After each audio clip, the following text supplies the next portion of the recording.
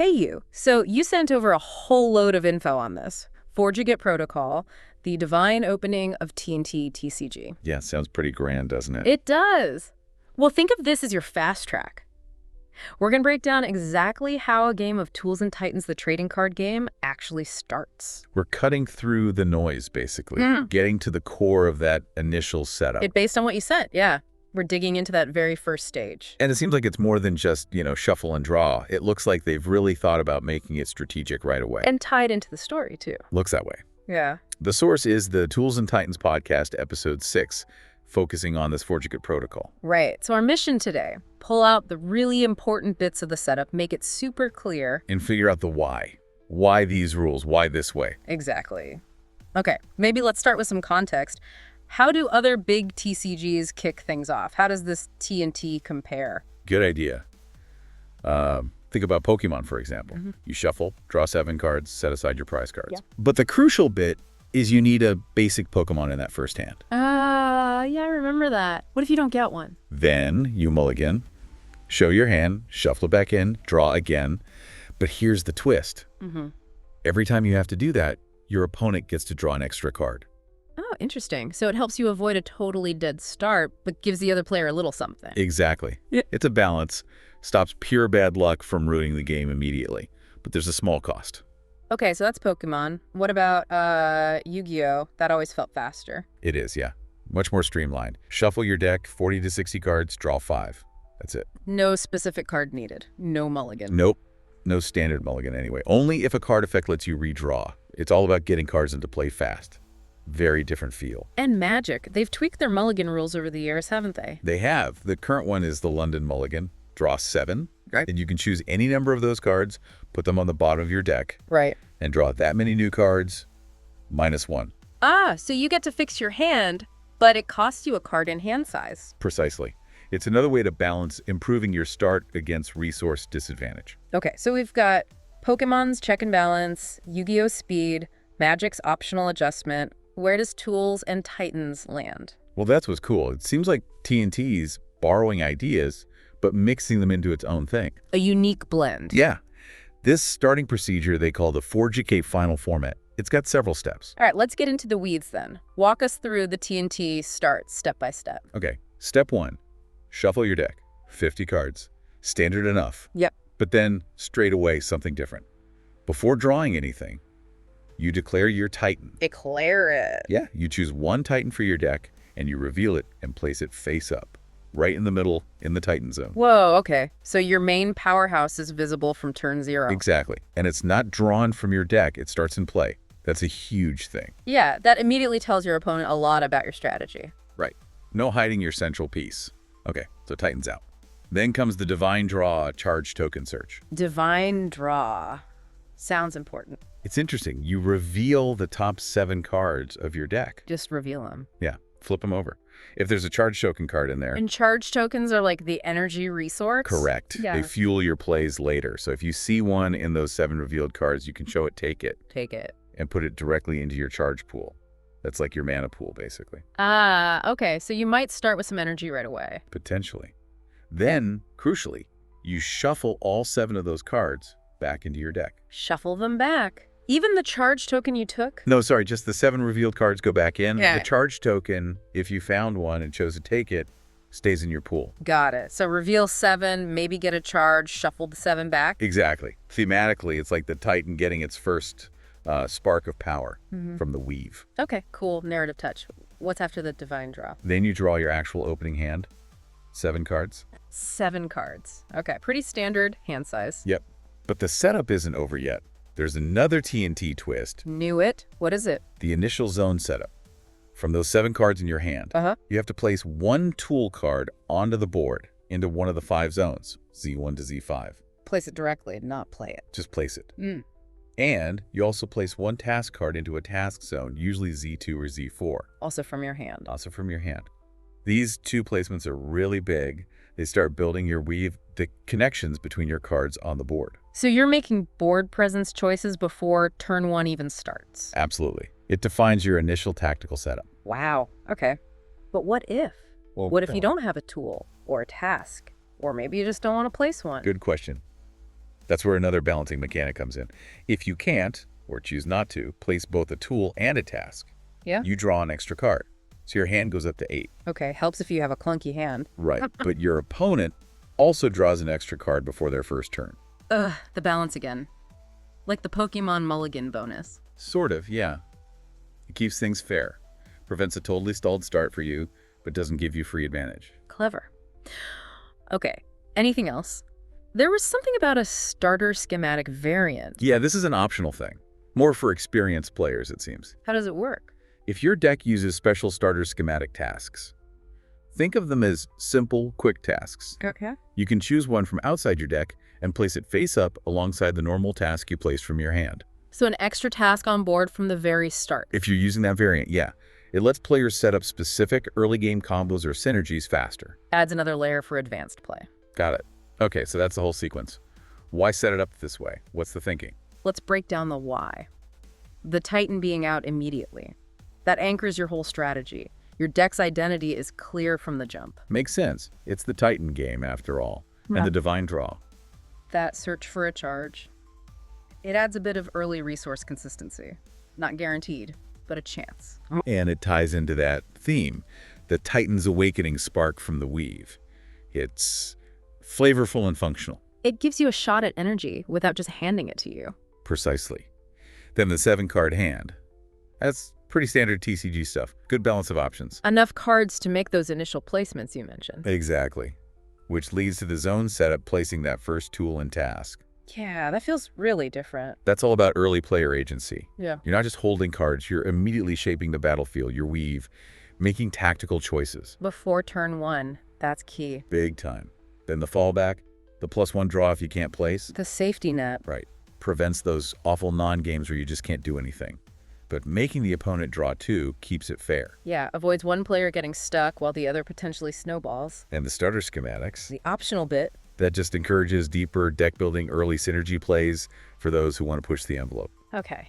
So putting it all together, this Forgegate Protocol sounds like... It sounds like an opening that's trying to be a lot of things at once. Thematically rich, the Titan's arrival, mechanically intuitive once you know the steps, tactically engaging from the first second, and balanced. Balanced seems to be a recurring theme here. Definitely. Okay, should we dive a bit deeper into that divine charge draw?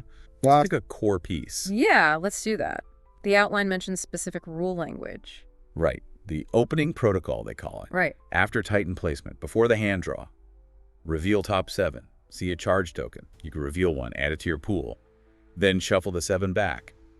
Then draw your hand of 7. The ritual you mentioned, getting that divine spark. That's the idea. The design philosophy seems multi-layered. How so? Well, it's beginner-friendly, gives a chance for energy even if your draw isn't perfect. Okay.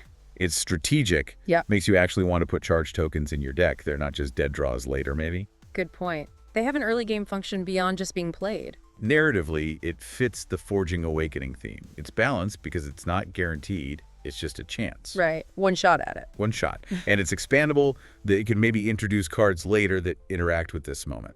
But some people might ask, isn't getting free energy even potentially too strong right at the start? It's a fair question. But the designers seem to have built-in checks. Like what? Well, the narrative justification helps sell it. It feels less like a random bonus and more like part of the game's ritual. Okay. The theme helps. Mechanically, it helps prevent bad starts, doesn't guarantee good ones, it streamlines things, maybe less need for complex mulligans.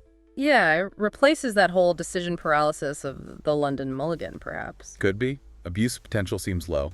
Yeah. It's once before your hand, before any plays. Can't really manipulate it much. And it makes charge tokens feel important as actual cards you include. Right. And the +1 draw fallback we discussed earlier acts as a wider safety net, maintaining fairness overall. So it's integrated into a system that prioritizes fairness. It seems that way. They've even drafted specific rulebook text. Very clear. Reveal 7. If one or more charge tokens revealed, you may reveal 1.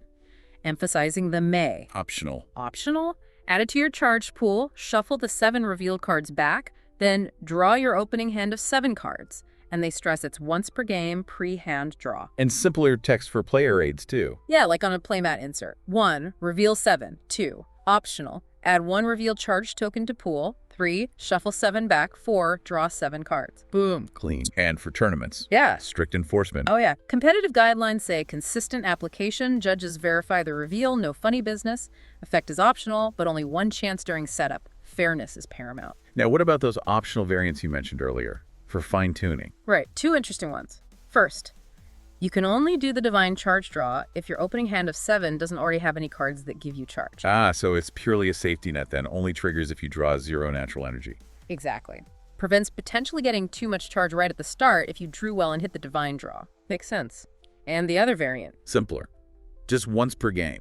Doesn't matter what's in your hand. You get one attempt at the divine draw, take it or leave it. If you miss, you miss. So that caps the potential acceleration but keeps the flavor? Precisely. And if you reveal 7 and there's no charge token, you just shuffle back and draw your hand, no redos. Okay. So these variants reinforce what design ideas? They double down on that mythic consistency charge as this core energy, game balance stopping crazy fast starts, card identity charge tokens matter, and deck expressions, different ways to get going. So recapping the divine charge draw. Turn 0, ritual. Pre-hand, reveal 7, maybe get 1 charge, shuffle back. Thematic, stabilizing, low abuse risk, optional restrictions available. You got it. And crucially, separate from drawing, mulligans, or any deck manipulation effects, it's its own unique setup step. And why do they consider this excellent design? It seems intricate for just one potential energy. I think it's the combination, the narrative logic, that spark of redemption idea if you draw poorly. Right, the story element. The mechanical soundness, it helps, but doesn't break the game's core structure. It supports without warping. Okay. And reinforcing the charge tokens aren't just, lands or energy cards you play. They're part of this initial ritual, part of the deck's potential from the very first moment. Gives them more identity. So it's mechanics and theme working together tightly. That seems to be the goal. Yeah. And balance-wise, it looks pretty solid. Doesn't seem like power creep. Boosts consistency slightly. Low exploit potential. Makes you want charge tokens in your deck. Doesn't really slow things down. Works across different formats, casual or competitive. All right, so zooming back out, how does this whole Forgegate protocol, this whole starting process, tie into the big picture of Tools and Titans? What's the overall philosophy it reflects? Well, it creates a start that feels pretty smooth. Low friction, they call it. Avoids those feel-bad moments early on. Hopefully. That divine charge draw is a ritualized way to handle resources. It helps avoid auto losses, but still rewards good deck building putting those charge tokens in. And the immediate board placement. That means you're building your battlefield, your weave, from turn 0. The tactical game starts right away, alongside the mythic theme of the Titan arriving. It sounds like the feel of starting the game is really important to them. It really does. And you can see the echoes of other games like we discussed. The Pokemon check and balance. Yep. Avoiding insta-loss from bad luck. The Yu-Gi-Oh! Potential for quick starts. Maybe less the explosive part, but the freedom to get going.